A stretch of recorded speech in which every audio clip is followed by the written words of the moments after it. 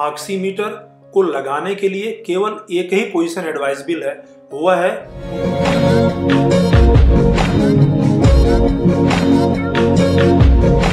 नमस्कार। फिर एक बार चैनल हेल्थ विद वास्तु में आपका स्वागत है। इसमें हम हेल्थ एवं वास्तु से संबंधित वीडियोस आपके लिए लाते हैं। इसी कड़ी में आज हम एक वीडियो लेके आए हैं आपके लिए पल्स ऑक्सीमीटर से संबंधित। ये पल्स ऑक्सीमीटर का नाम भी पहले कोई नहीं जानता था। ये छोटी सी हैंडी मशीन केवल या तो डॉक्टर के पास रहती थी या अस्पताल में ही देखने को मिलती थी।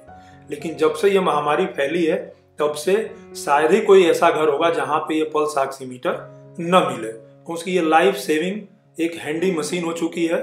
लेकिन सबसे बड़ी चीज ये है कि इसको डॉक्टर इस्तेमाल करते थे, आजकल हम लोग इस्तेमाल कर रहे हैं। तो डॉक्टर एक सिस्टम के तहत उसको इस्तेमाल करते थे कि उसका सिस्टम क्या है, किस तरीके से उसको हम ढंग से इस्तेमाल करें। तो आज इस वीडियो में जानेंगे पल्स ऑक्सीमीटर से संबंधित छोटी से छोटी चीजें जो कि एक वीडियो में कहीं मिलने वाली नहीं है। तो शुरू से अंत तक इस वीडियो को देखिए।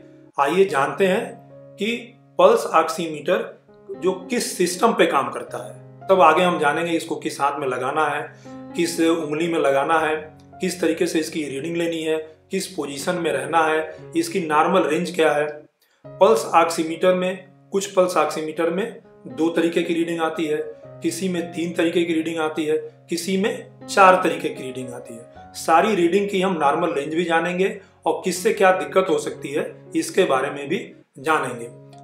जब हम पल्स ऑक्सीमीटर को फिंगर में लगाते हैं यानी कि उंगली में, तो फिंगर बेड के नीचे डार्क रेड वेसल्स होती हैं और जो गहरे लाल रंग की होती हैं। जब ऑक्सीमीटर को जब हम ऑन करते हैं तो जो ऑक्सीमीटर का सेंसर होता है वहां से भी लाल रंग रिफ्लेक्ट होता है। तो ये जो लाल रंग का रिफ्लेक्शन रेड ब्लड सेल्स जो है, हमारी वेसल्स जो है लाल रंग की, उससे टकराकर रिफ्लेक्ट होती हैं आपस में। ये जब रिफ्लेक्शन होता है तब हम जानते हैं कि वो सिस्टम ऑक्सीमीटर बताता है कि हमारी बॉडी में कितना ऑक्सीजन का लेवल है, वो रिफ्लेक्शन से ही बताता है। तो बता दें आपको कि पल्स ऑक्सीमीटर की जो एक्यूरेसी है वो 2% के वेरिएशन में है, +2 या -2।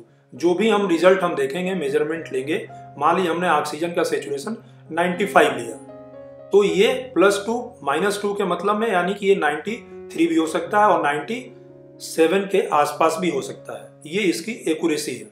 तो ये सबसे महत्वपूर्ण है कि जांच करने से पहले हमें रेस्ट पोजीशन में रहना है। आप अगर कहीं से चल फिर के आ रहे हैं, दौड़कर आ रहे हैं, योगा करके आ रहे हैं या एक्सरसाइज करके आ रहे हैं, तो इन सारी क्रियाओं के बाद कम से कम 5 से 10 मिनट का आपको रेस्ट लेना जरूरी है। अगर रेस्ट नहीं लेते हैं, नॉर्मल ब्रीदिंग में नहीं है, तो रिजल्ट हमेशा गलत आएगा और इस रिजल्ट के आधार पे कोई भी आप अगर दवा लेंगे वो गलत हो सकती है। ऑक्सीमीटर को लगाने के लिए केवल एक ही पोजीशन एडवाइजेबल है, वह है कुर्सी पर बैठकर। कुर्सी पर बैठने के बाद एक हाथ को अपने हार्ट के पास रखते हैं। ये हार्ट पे हमने हाथ रख लिया। हार्ट पे हाथ रखने का पर्पज केवल यही है कि ये इसकी पोजीशन सही रहे, हमें नापने के लिए। इससे बहुत ज्यादा ऊपर या बहुत ज्यादा नीचे न रहे, ये इसकी पोजीशन बिल्कुल सही है। या अगर ऐसे नहीं हो पा रहा है तो हम टेबल पे भी, मेज के ऊपर भी रख के हाथ को बिल्कुल ऐसे ही रखेंगे। ये हिलना डुलना बिल्कुल नहीं चाहिए, कहीं मुड़ना नहीं चाहिए। जैसे आपने इसको नीचे कर दिया या किसी स्थिति में आपने ऊपर कर दिया, या आप अपनी तरफ इसको ऐसे लगाए हुए हैं वैसे इसको देख भी रहे हैं, या कोई सामने बैठ के रीडिंग देख रहा है तो आप उसको किए हो कि भाई देखो इसमें कितनी रीडिंग आ रही है। लेकिन उसके पहले क्या ध्यान देना है? उसके पहले देना है कि इस नाखून के ऊपर कोई नेल पॉलिश ना हो, कोई दाग या धब्बा ना हो, तेल ना हो, इस नेल आर्ट न लगी हो, गीला ना हो, बहुत ठंडा ना हो। अगर हाथ आपको लगे बहुत ठंडा है तो उसको दोनों हाथ से रगड़कर थोड़ा सा आपस में गर्म कर लीजिए। इस तरीके से हमें इसको कर लेना है। उसके बाद फिर हमें पल्स ऑक्सीमीटर को लगाना है और फिर ऑन करना। तो ये इस चीज का हमें खास ख्याल रखना है। ये जानना सबसे महत्वपूर्ण है कि हमें किस हाथ और किस उंगली का प्रयोग करना है। तो इसके लिए आप जिस हाथ का यूज सबसे ज्यादा करते हैं, यानी कि अगर आप राइट हैंडेड हैं तो राइट हैंड में, अगर लेफ्ट हैंडेड हैं तो लेफ्ट हैंड में, और कोई कोई लोग तो दोनों हाथ से काम करते हैं, तो ऐसे में फिर जिस हाथ का उपयोग आप सबसे ज्यादा करते हैं उस हाथ का इस्तेमाल आपको करना है। केवल 2 ही उंगलियां इसमें एडवाइजेबल हैं लगाने के लिए पल्स ऑक्सीमीटर को। आपने ये हाथ देखा, अंगूठे के बगल में तर्जनी और ये बीच वाली मिडिल फिंगर, इसमें ब्लड का सर्कुलेशन बहुत अच्छा रहता है, इसलिए इन दोनों उंगली में ही हमें किसी एक उंगली का उपयोग करना है, इसमें या इसमें। और जिस उंगली में अगर आपने एक बार रीडिंग ली, मान लीजिए आपने इसमें लगाया है, तो जब भी आप रीडिंग लेंगे पल्स ऑक्सीमीटर से, तो पल्स ऑक्सीमीटर को हमेशा केवल आप इसी उंगली में लगाएंगे, इस उंगली में चेंज नहीं करेंगे। जैसे ही उंगली डालते हैं ये सेंसर इसमें अपने आप चालू हो जाता है और रीडिंग में उतार चढ़ाव दिखने लगता है। इसको भी आपको हम जूम करके दिखाते हैं। इस रीडिंग को थोड़ा सा हमें स्थिर होने का इंतजार करना चाहिए। ये पूरी कंप्लीट रीडिंग आने में 1 से 1.5 मिनट तक का समय लगता है, तभी वह पूरी रीडिंग कंप्लीट होती है। इसके बाद ही हमें रीडिंग को नोट करना चाहिए जब भी वो स्टेबल हो जाए। पल्स रेट और ऑक्सीजन सेचुरेशन की जो अधिकतम रीडिंग हो, जैसे आपका ऑक्सीजन का लेवल एक बार 98 आया, फिर 97, 96 हो गया, तो हमें पल्स ऑक्सीमीटर में सेचुरेशन का लेवल 98 रखना है। इसी तरीके से पल्स रेट को भी देखना है। अब जानते हैं कि कब कब या कितनी बार हमें रीडिंग लेना है। तो रीडिंग लेने के लिए दिन में 4 से 5 बार एक ही इंटरवल पर फिक्स होना चाहिए ऑक्सीजन लेवल और पल्स रेट को चेक करना है, या हर 4 घंटे पर प्रत्येक रीडिंग को हमें लिखते रहना और इस पर ध्यान देना है। तो चीज क्लियर हो गई। अगर आपने सुबह 7 बजे रीडिंग ली तो फिर 7 बजे, फिर 11 बजे, फिर 3 बजे और फिर 7 बजे। तो ये जानते हैं कि पल्स ऑक्सीमीटर में कौन कौन सी रीडिंग आती है। कुछ पल्स ऑक्सीमीटर में SpO2 और पल्स रेट आती है, कुछ में पल्स रेट के साथ में आपका PI भी आती है जिसको परफ्यूजन इंडेक्स कहते हैं। कुछ ऑक्सीमीटर में इन तीनों के अलावा RR आता है। RR का मतलब रिस्पिरेटरी रेट होता है। SpO2 का मतलब क्या है? S means saturation, P means pulse और SP का अगर मतलब देखें तो सीरम प्रेशर, और ऑक्सीजन का मतलब है ऑक्सीजन, O2 का मतलब ऑक्सीजन।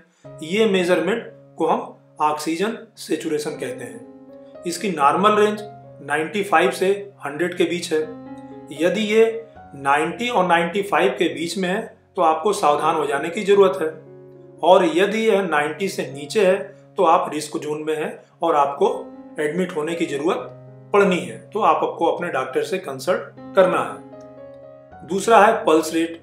18 वर्ष से ऊपर के लोगों के लिए यह 60 से 100 के बीच में होना चाहिए, लेकिन जो लोग ज्यादा फिट हैं उनमें ये 60 से नीचे भी हो सकता है, इसलिए इसमें घबराने की जरूरत नहीं है। अब जानते हैं PI यानी कि परफ्यूजन इंडेक्स। ये पल्स स्ट्रेंथ को बताता है। इसकी जो नॉर्मल रेंज है 0.02% से 20% या 20% तक ये हो सकता है। ये कई चीजों पर डिपेंड करता है। ये शरीर के विभिन्न हिस्सों में ब्लड फ्लो को भी बताता है, जितना कम उतना खराब। इसके बाद आता है RR यानी कि रिस्पिरेटरी रेट। ये ऑक्सीजन और कार्बन डाइऑक्साइड के बीच में एक रेफरेंस रेट होता है, जिसकी normal value 4.7 breaths per minute से लेकर 32 ब्रीथ्स पर मिनट हो सकती है। 1 मिनट में हम कितनी सांसें ले रहे हैं इसका रेट है ये। जितनी ज्यादा सांसें लेंगे उतनी अधिक परेशानी है। तो अगर RR हमारा यानी कि 1 मिनट में अगर 24 है मान लीजिए, या 24 से ज्यादा है, यानी कि 1 मिनट में जब हम 24 से ज्यादा सांसें लें ब्रीथ्स पर मिनट, तो फिर डॉक्टर की कंसल्टेशन की जरूरत समझ लिए कि पड़ गई है आपको। इसलिए RR भी उतना ही महत्वपूर्ण है जितना हमारा ऑक्सीजन का सेचुरेशन लेवल। तो ये भी हमें चीज बहुत ध्यान देने की जरूरत है। पल्स ऑक्सीमीटर का डिस्प्ले जो है ये कुछ बड़ा हो तो ज्यादा अच्छा है। किसी अच्छी कंपनी या अच्छी ब्रांड का ही लेना चाहिए।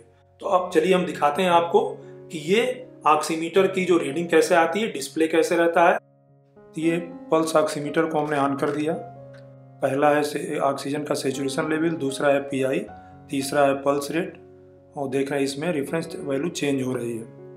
अब ये 96 आया था, 97 हो गया। सेचुरेशन लेवल इसका 99।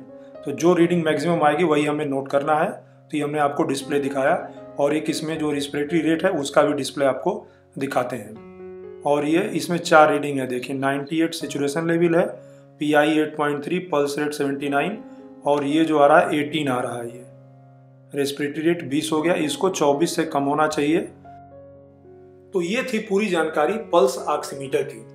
अपने कमेंट बॉक्स में जरूर बताएं। वीडियो पसंद आया हो तो वीडियो को लाइक करें, अपनों के बीच में अधिक से अधिक शेयर करें, जिससे इस पल्स ऑक्सीमीटर को लोग सावधानी से और एक्यूरेटली इसको इस्तेमाल कर सकें। चैनल में नए हो तो चैनल को सब्सक्राइब करना ना भूलें। नए वीडियो में नई जानकारी के साथ फिर मिलेंगे। तब तक आप स्वस्थ रहें, सुरक्षित रहें, अपना ख्याल रखें, दूसरों का भी ख्याल रखें। नमस्कार।